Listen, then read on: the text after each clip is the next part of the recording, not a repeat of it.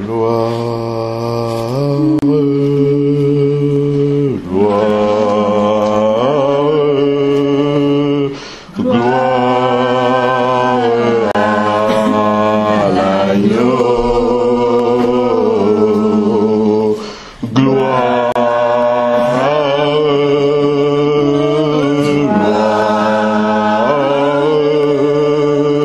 gloire, gloire.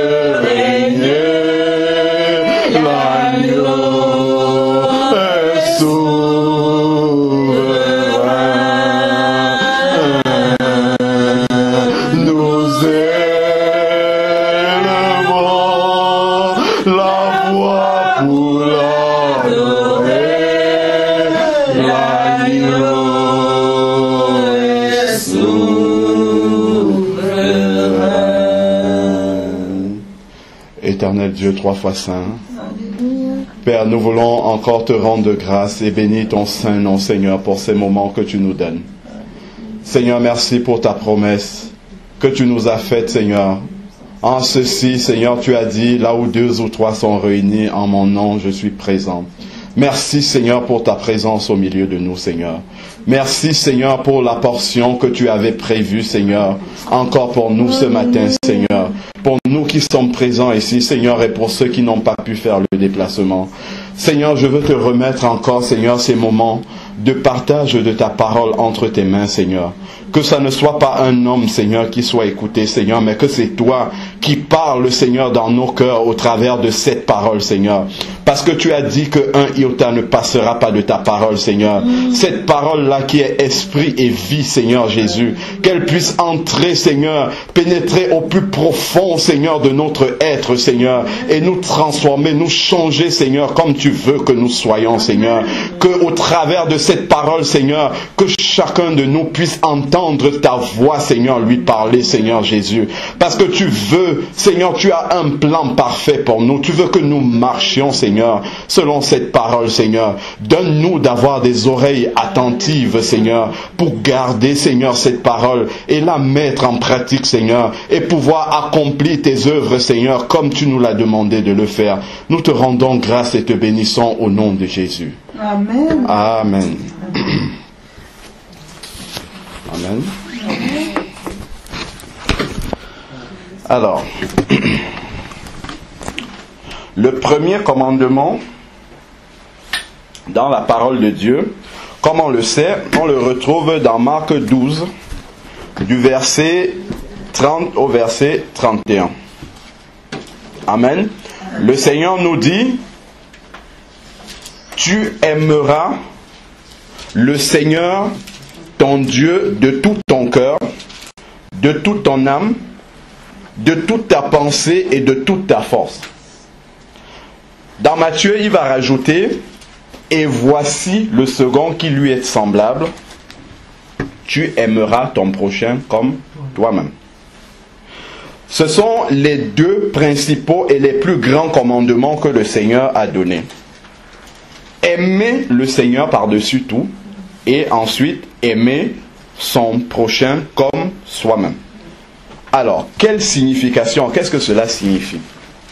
Chacun de nous, nous avons une petite idée de ce que ça veut dire aimer son prochain. Mais c'est bien d'avoir nos propres idées, mais c'est mieux de venir voir comment est-ce que le Seigneur lui-même explique ces deux commandements-là. Parce qu'on peut se faire nos propres idées, mais il est mieux de savoir ce que le Seigneur dit. Alors, aimer le Seigneur, lui-même dit ce que ça signifie dans Jean 14 au verset 15. Jean 14 au verset 15. Le Seigneur va nous expliquer ce que ça signifie de l'aimer.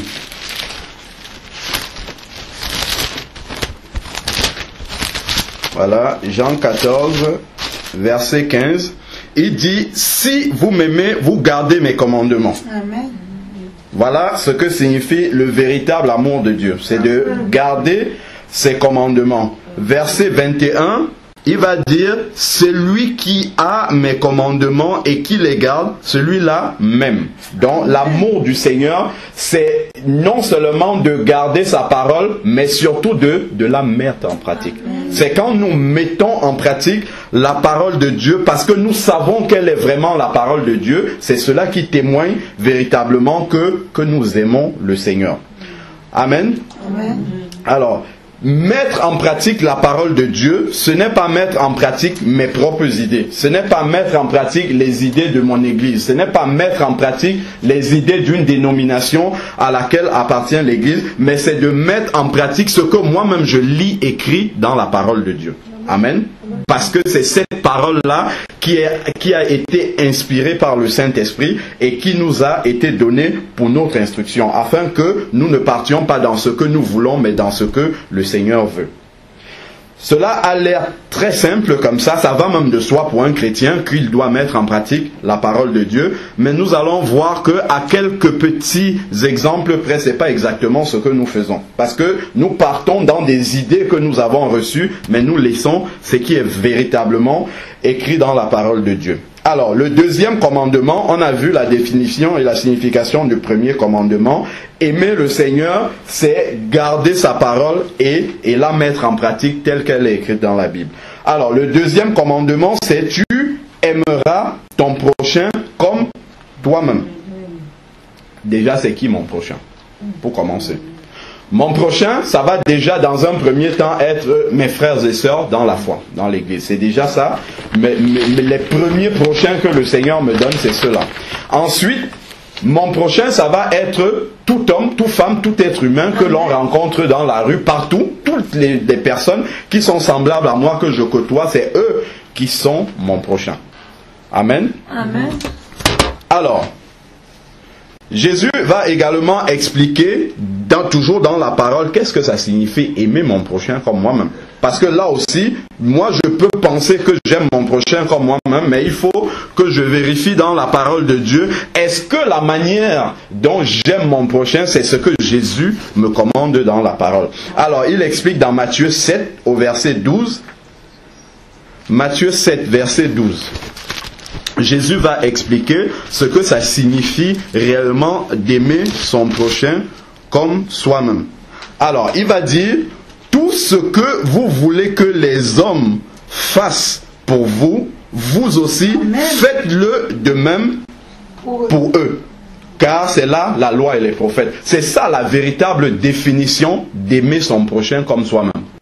Si je veux qu'on me fasse quelque chose, il faut que je fasse la même chose à mon prochain. C'est-à-dire que je mets mon prochain et moi au même pied d'égalité d'amour dans mon cœur. Ça doit être exactement la même chose. Si quand je fais des erreurs, j'ai tendance à me justifier, à me pardonner, à me passer l'éponge, de la même manière, il faudrait que si mon prochain me cause du tort, que de la même manière je lui pardonne, comme si moi j'avais, de la même manière que j'aurais aimé que mon prochain me pardonne également. C'est exactement de la même manière. Si je commence à regarder, à voir mon prochain comme étant un miroir de moi-même, ben, je ne vais pas lui faire ce que je n'aimerais pas qu'on me fasse. Si je suis en train de faire de la médisance contre mon prochain, il ne faut pas s'étonner que quelqu'un d'autre ailleurs soit en train de faire la médisance sur moi. Donc si je ne veux pas qu'on fasse la médisance sur moi, il ne faut pas que je fasse de la médisance aussi contre mon prochain. Si je justifie mes fautes tout le temps, quand j'ai commis une faute, au lieu de reconnaître mon erreur, il ne faudrait pas que je demande à mon prochain de reconnaître ses erreurs. Il faut que s'il commette une erreur, que je lui trouve également des justificatifs, parce que c'est de cette manière-là que je fonctionne. Alors, donc, nous avons vu ces deux définitions des deux principaux commandements du Seigneur. Maintenant, nous allons aller un peu plus loin. Ça, c'est simplement en introduction pour qu'on commence à comprendre un peu dans quel sens nous allons évoluer. Alors, la Bible nous dit que Jésus était ému de compassion devant la souffrance. On en a parlé, la souffrance des frères et sœurs qui sont murés dans le silence dans l'église, qui ne parlent pas ainsi de suite, mais qui traversent quand même de grandes souffrances. La Bible nous dit que Jésus était ému de compassion devant la souffrance, devant la maladie. Il ressentait, il n'avait pas la maladie en lui, mais il ressentait la même chose que ces personnes qui souffraient et qui étaient malades avaient. Il ressentait ce mal-là en lui. Est-ce que lorsque je vois mon frère, ma soeur sur un lit de maladie, est-ce que le mal que mon frère est en train de ressentir, est-ce que les maux qu'il a en lui, est-ce que ça me travaille dans mon corps, dans mon propre corps? Est-ce que quand je suis en présence de quelqu'un qui est dans la souffrance, là je parle même de mon prochain, dans la rue je vois un SDF, est-ce que dans ma tête je me dis... Qu'est-ce qui doit se passer là pour celui qui est le rebut de la société, qui est assis là, que personne ne voit? Est-ce que ça attire mon attention? Est-ce que je me demande qu'est-ce qu'il doit avoir dans sa tête? Comment est-ce qu'il voit les autres? Mais quand je passe, je suis tellement préoccupé, je parle pour moi aussi, hein, je suis tellement préoccupé par mes propres problèmes que je ne vois pas celui qui est là. Et celui-là, c'est mon prochain. Celui-là, c'est mon prochain. Et on ne fait pas attention, justement, à cela. Alors, la Bible va encore nous dire, nous prenons le livre de Jean, chapitre 14. Nous y étions déjà. Jean 14, verset 12. Jean 14, au verset 12. Jésus dit, en vérité, je vous le dis, celui qui croit en moi fera lui aussi les œuvres que moi je fais, et il en fera de plus grandes parce que je m'en vais vers le Père. Amen. Celui qui croit en moi, et il a pris le soin de mettre d'abord en vérité, celui qui croit en moi fera les œuvres que je fais, et il en fera de plus grandes parce que je vais au Père. Est-ce que vous croyez que ce verset-ci est vrai? Amen. Jésus dit que si nous croyons en lui, nous ferons les mêmes œuvres que lui. Il y a beaucoup d'œuvres, on va voir tout à l'heure, que Jésus faisait. Est-ce que nous croyons? Amen. Est-ce que nous faisons les mêmes œuvres que Jésus? Non. Est-ce que c'est la parole-ci qui est fausse? Non. Ah, ça veut dire qu'il y a un problème. Bon, alors, le titre du message, ça va être... Comment manifester les œuvres de puissance de Jésus? Si ce verset-ci n'est pas vrai, ça veut dire que nous on a un problème.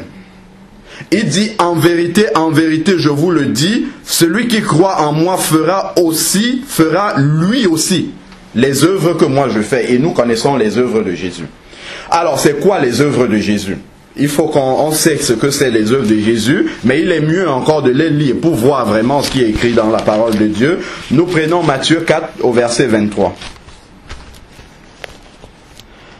Matthieu 4 verset 23 nous dit, Jésus parcourait toute la Galilée, il enseignait dans les synagogues, prêchait la bonne nouvelle. Jésus parcourait toute la Galilée, enseignait dans les synagogues, prêchait la bonne nouvelle du royaume et guérissait toute maladie et toute infirmité parmi le peuple. Nous allons lire également la suite de verset 24. sa renommée se répandit dans toute la Syrie. Vous voyez, on est déjà au-delà d'Israël, dans toute la Syrie, et on lui amenait tous ceux qui souffraient, sans aucune exception, tous ceux qui souffraient de maladies et de douleurs diverses, des démoniaques et des lunatiques, des paralytiques, et il les guérit. Tous, on les amenait tous et il guérissait tout le monde. On n'a pas dit qu'il choisissait ceux qu'il guérissait, il guérissait tout le monde. C'est ça les œuvres de Jésus. C'est une partie, mais c'est l'une des grandes parties des œuvres de Jésus, c'est qu'il parcourait les contrées et il annonçait la parole de Dieu, et parce qu'il annonçait la parole de Dieu, il guérissait toutes les maladies, toutes les infirmités, et aucune maladie ne lui résistait.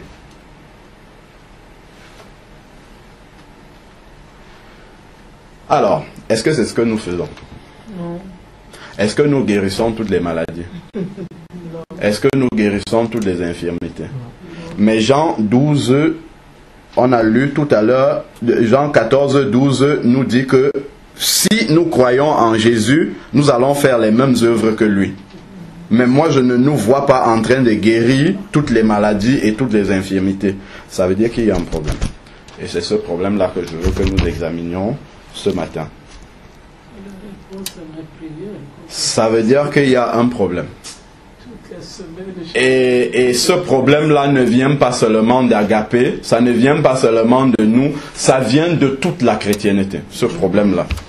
Mais n'ayons pas peur et ne limitons pas Jésus à dire que nous sommes tout petits dans un petit coin et qu'on ne peut pas être différent. Si nous croyons ce qui est écrit dans la parole de Dieu, Dieu va manifester ce qu'il a écrit dans sa parole. Que nous soyons petits, que nous soyons en plus grand nombre, Dieu va faire ce qu'il a dit. L'essentiel, c'est de croire. Il a dit celui qui croit en moi. Donc nous devons croire ce que nous lisons écrit dans la parole de Dieu. Alors, comme je l'ai déjà dit une fois,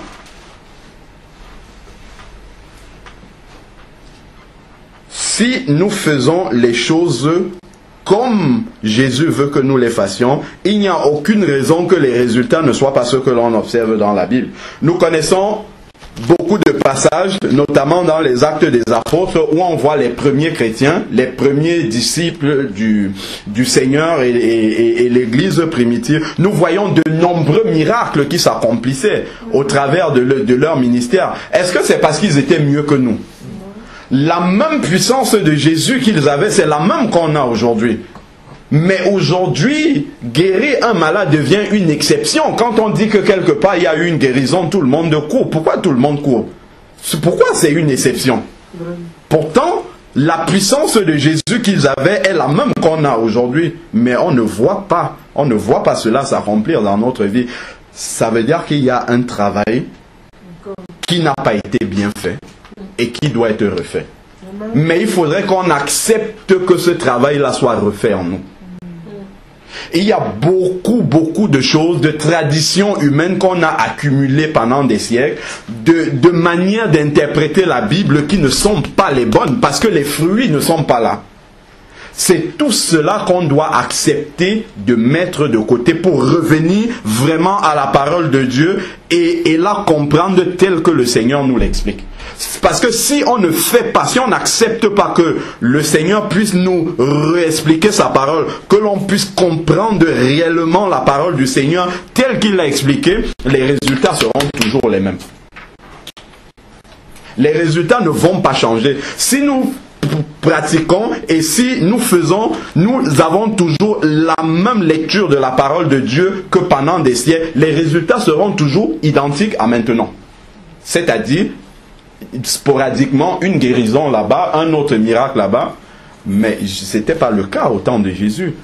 On dit que la Bible nous dit que pendant que Philippe était en train de guérir en Samarie, Jean et Pierre étaient de l'autre côté, Paul était là-bas, et c'était la même chose qui se passait. Autant même les simples disciples aussi, des simples disciples qui n'étaient pas nécessairement des apôtres, des miracles s'accomplissaient par leurs mains.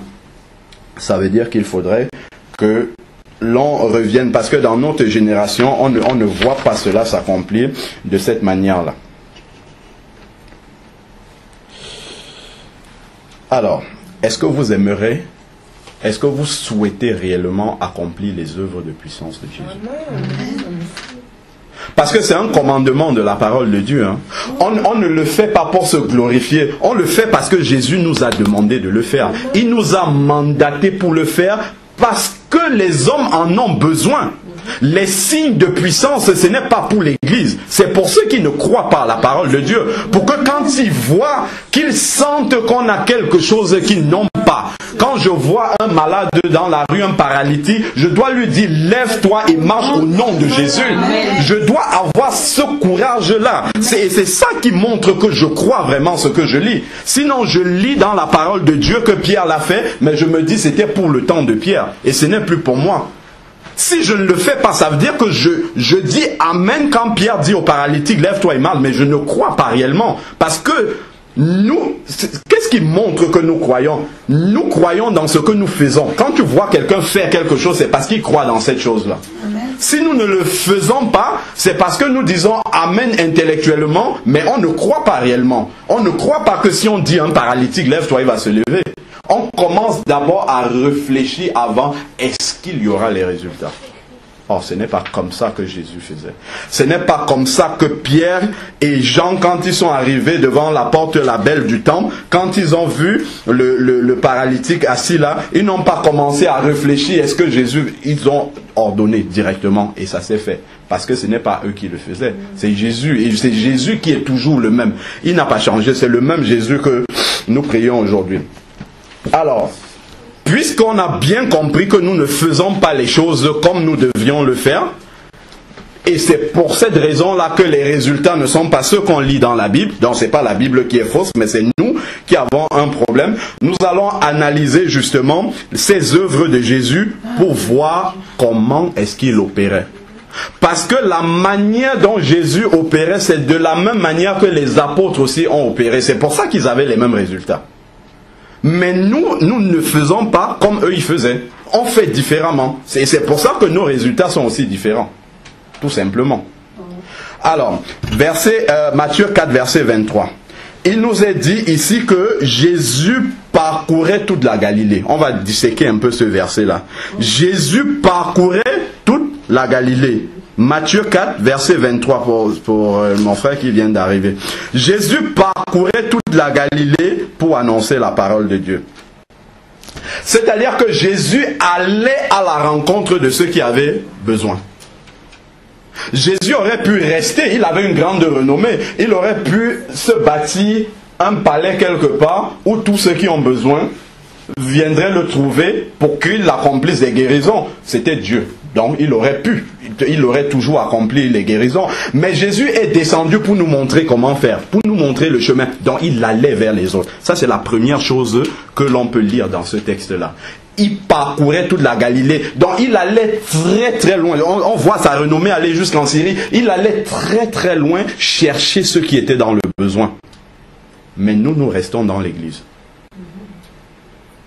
Nous restons dans l'église et nous attendons que la puissance de Dieu se manifeste dans l'église. Pas du tout.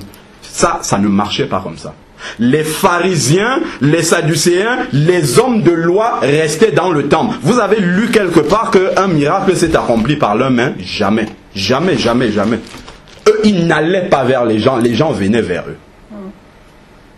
Et il n'y avait pas les résultats. C'est la même chose qu'on a. On attend les gens ici, mais les gens ne vont pas être transformés là. Nous venons prendre la puissance de Dieu. La Bible, la sœur l'a dit tout à l'heure. Jésus passait toute la nuit à prier pour recevoir, pour être rempli de la sagesse, pour être renouvelé dans son esprit. Et une fois qu'il avait reçu ça, c'est l'équivalent de ce que nous avons ici. On passe du temps pour être rempli dans l'adoration, rempli du Seigneur. Et ensuite, Jésus allait parcourir maintenant pour donner ce qu'il avait reçu. Mais nous recevons là sur place et nous attendons d'utiliser ce que nous avons reçu là sur place. Ça ne va pas marcher. C'est pas comme ça qu'il faisait. Voilà pourquoi on n'a pas les résultats. Nous, on veut faire différemment, mais avoir les mêmes résultats. Et après, on met en cause la parole de Dieu, ou après, le diable nous séduit dans notre incrédulité. Il dit, oh, si Dieu veut, il va guérir. Ben non, du tout. Dieu veut que nous soyons guéris. C'est la volonté de Dieu que nous soyons guéris. Il reste souverain, mais c'est sa volonté de guérir. S'il ne voulait pas guérir les gens, il ne peut pas nous envoyer aller guérir les gens alors qu'il ne veut pas les guérir. Ça n'a pas de sens. Amen. Alors, notre génération aussi, dans notre génération, la plupart des guérisons que l'on observe, les miracles, les guérisons, tout ça, comment ça se passe? Est-ce que vous avez déjà un peu vu les plus grandes guérisons, les plus grands miracles? Généralement, ça se passe comment? Ça ne se passe pas à l'église. Non. Ça ne se passe pas dans une assemblée. Ça peut arriver dans l'église, mais généralement, c'est quelqu'un qui vient de l'extérieur. C'est un missionnaire qui arrive. Donc, c'est quelqu'un qui est allé vers les autres. Il est venu nous trouver ici. Et c'est par lui que Jésus va accomplir le miracle. Vous voyez la différence? Donc c'est quelqu'un qui a eu à cœur d'aller vers les autres, apporter ce qu'il avait. Et à ce moment-là, c'est là où Jésus accomplit le miracle. Donc c'est le résultat déjà d'un amour pour les âmes, d'un amour pour l'autre, pour mon prochain. Le deuxième commandement, aime ton prochain comme toi-même. Si je suis malade, j'aimerais que mon frère prie pour moi pour que je retrouve la guérison. Donc, puisque j'aimerais que mon frère prie pour moi, ben, si moi je suis en santé, je vais prier pour quelqu'un d'autre qui lui est malade. Et c'est cet amour-là que Jésus va couronner en accomplissant la guérison.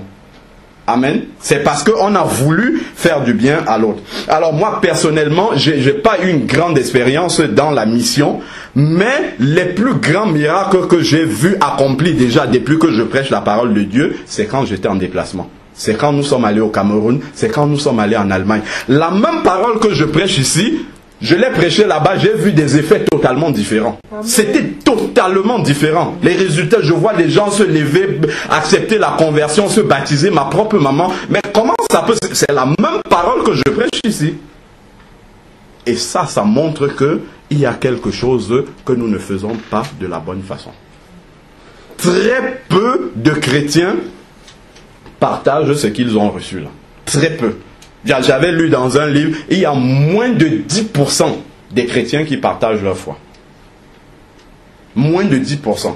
C'est-à-dire que ce qu'on a reçu là, on se tait avec ça. On la garde pour nous. On ne la donne pas aux autres.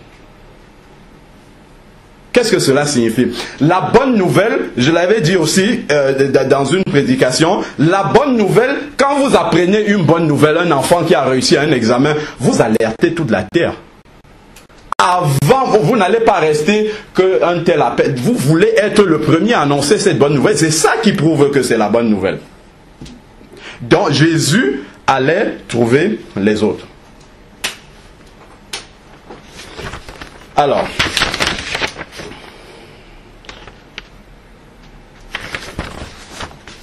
toujours dans le verset 23, quand il allait trouver les autres, qu'est-ce qu'il faisait? Quand il parcourait toute la Galilée, il annonçait la bonne nouvelle. Donc la deuxième chose, c'est d'annoncer la parole de Dieu. Pour qu'une guérison se produise, qu'est-ce qu'il faudrait? Ou une œuvre de puissance du Seigneur, il faudrait qu'il y ait la foi.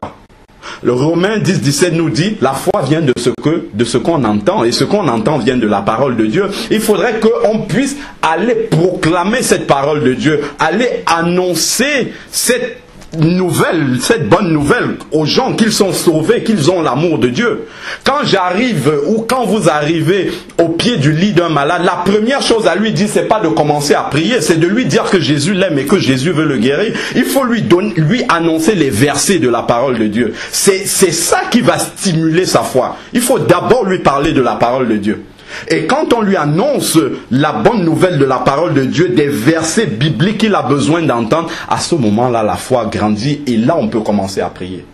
C'est très très important, hein, quand vous trouvez quelqu'un qui est malade, de commencer par lui parler de la parole de Dieu, de parler de l'amour de Jésus. Et même quand on fait des prières pour les malades, il faut toujours dans ces prières-là mettre la parole de Dieu, parce que c'est pas nos paroles qui accomplissent, c'est la parole de Dieu qui accomplisse.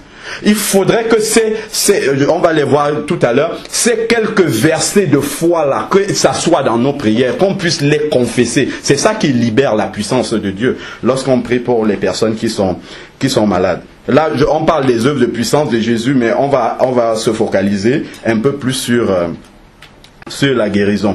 Dans ce sens, c'est cette parole de Dieu-là qui a le pouvoir de déloger la maladie d'un corps, qui a le pouvoir de chasser les démons d'un corps. Ce n'est pas notre parole. Donc c'est pour ça qu'il faut qu'on associe à nos propres paroles les paroles de Jésus qui sont dans la Bible. C'est pour ça qu'il faut garder, Sœur Marie disait lundi, où est ton évangile? Il faut que ton évangile soit en toi.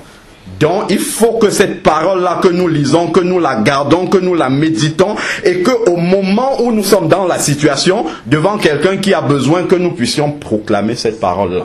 Et c'est cette parole-là que le Seigneur va accomplir. Alors, nous allons voir par exemple un verset qui est très important à retenir, Marc 16, 17 par exemple. Ça c'est un verset que vous connaissez tous, mais il faudrait que quand nous sommes dans la situation par exemple, que nous puissions dire ce verset-là, que nous puissions proclamer cette parole-là, Marc 16, 17. Qu'est-ce qu'il dit? Il dit, voici les signes qui accompagneront ceux qui auront cru. En mon nom, ils chasseront des démons, ils parleront de nouvelles langues, ils saisiront des serpents, s'ils boivent quelques breuvages mortels, il ne leur fera point de mal, ils imposeront les mains aux malades. Et les malades seront guéris. Ce n'est pas un homme qui a dit ça. Quand je proclame cette parole-là, je rappelle au Seigneur, Seigneur, si je le fais, c'est toi qui m'as donné cette autorité de le faire. Je ne le fais pas de mon propre nom. C'est bien que l'on rappelle comme ça au Seigneur. Luc 10, 19. Ça va dans le même sens. Il nous a donné le pouvoir de marcher sur la puissance de l'ennemi. Marc 10, 19. Voilà. Voici, je vous ai donné le pouvoir de marcher sur les serpents, sur les scorpions et sur toute la puissance de l'ennemi. La maladie, ça ne vient pas de Dieu, ça vient de l'ennemi. Donc nous avons le pouvoir de marcher sur... Il nous a déjà donné cette autorité-là. Mais quand je suis devant le malade, j'interroge encore Dieu pour lui demander est-ce que j'ai l'autorité de le faire? Ça n'a pas de sens, ça. J'ai déjà cette autorité, je dis à la maladie, sors de ce corps. Non, au nom de Jésus, parce que Jésus m'a donné... Quand le policier va dans la rue pour arrêter les voitures, qui l'envoie arrêter les voitures? C'est l'État, c'est le gouvernement. Il vient parce qu'il est mandaté. Mais quand il arrête une voiture, il n'appelle pas encore le ministre de l'Intérieur pour dire est-ce que j'ai le droit? Il arrête directement parce qu'il a le mandat pour le faire. C'est de la même manière. On a déjà reçu l'autorité pour guérir les malades. Maintenant, on n'a plus besoin de rester là encore. Seigneur, est-ce que tu veux vraiment guérir? Il veut guérir, il veut le faire. C'est pour ça qu'il nous envoie. Donc nous avons simplement à commander par la parole de Dieu, à dire la parole de Dieu. Seigneur, tu nous as dit d'imposer les mains aux malades. J'impose les mains en ton nom parce que c'est toi qui guéris et j'ordonne à la maladie de sortir parce qu'il m'a donné cette autorité. Voilà la parole de Dieu. Luc 10, 19. J'ordonne à la maladie au nom de Jésus de sortir. Parce que Jésus m'a donné cette autorité-là. Pas par mes propres mérites. Amen.